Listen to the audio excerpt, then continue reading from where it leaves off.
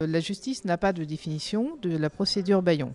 En revanche, ce qu'on peut expliquer en s'appuyant sur le journal officiel et sur d'autres sources, et puis avec aussi des mots très simples, une procédure Bayon, c'est tout simplement le fait pour une personne ou une société d'instrumentaliser la justice en attaquant des journalistes, en attaquant des médias, avec plein de procédures. L'objectif de ces personnes, c'est pas de gagner leur procès, d'obtenir la condamnation de ces journalistes ou ces médias, mais c'est surtout d'épuiser, parce que, à nouveau, c'est du temps, c'est de l'énergie, c'est beaucoup d'argent de se défendre devant une procédure qui est généralement une procédure en diffamation. Et au bout d'un moment, vous avez un effet d'épuisement. Et vous avez aussi un effet de signal vis-à-vis d'autres médias ou d'autres journalistes qui peuvent s'auto-censurer et qui peuvent décider de ne pas sortir certaines affaires par peur de ces procédures qui touchent leurs confrères, leurs consoeurs, d'autres médias et qui pourraient les viser eux. Nous, on est directement concernés, confrontés en fait à des procédures Bayon de la part du groupe Alila, promoteur immobilier qui construit des logements sociaux à travers une double procédure pour des révélations sur les pratiques de cette entreprise, de ce groupe. Et l'audience se tient le 17 octobre prochain. Le plaignant demande des dommages à intérêts à hauteur de 60 000 € pour les deux procédures, ce qui est une somme très élevée pour un média comme le nôtre, média indépendant. Donc très clairement, c'est un moyen de pression en fait pour tenter de nous faire abandonner nos investigations, nos enquêtes sur le groupe en question. Ça ne fonctionne pas parce que même après ces procédures, on a continué et on continue encore de travailler sur le sujet.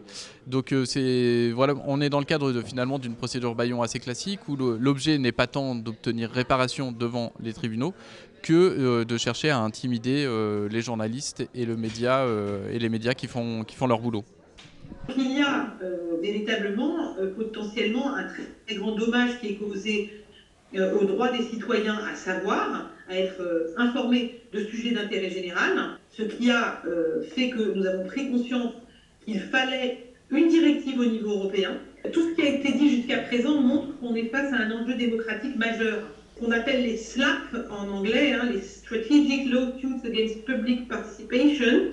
Ça sonne comme une gifle qui est donnée effectivement aux journalistes d'investigation notamment, mais vous savez que cette directive, au-delà des journalistes, va aussi permettre de défendre des personnes qui sont soit au sein d'ONG, des défenseurs des droits fondamentaux, des académiques aussi. Il faut savoir que notamment dans le domaine de l'environnement, vous avez souvent des intérêts financiers très importants en jeu et nous avons veillé à ce que les académiques, les chercheurs soient également protégés par tout ce dispositif qui vise à lutter contre les procédures Bayon. Moi, personnellement, je me suis beaucoup battue pour qu'il y ait dans les mécanismes de garantie financière prévus une possibilité de consigner les fonds qui pourront, pendant la procédure elle-même, permettre à la victime du SLAP d'être accompagnée de manière efficace face à des acteurs du monde économique, très souvent, mais pas seulement,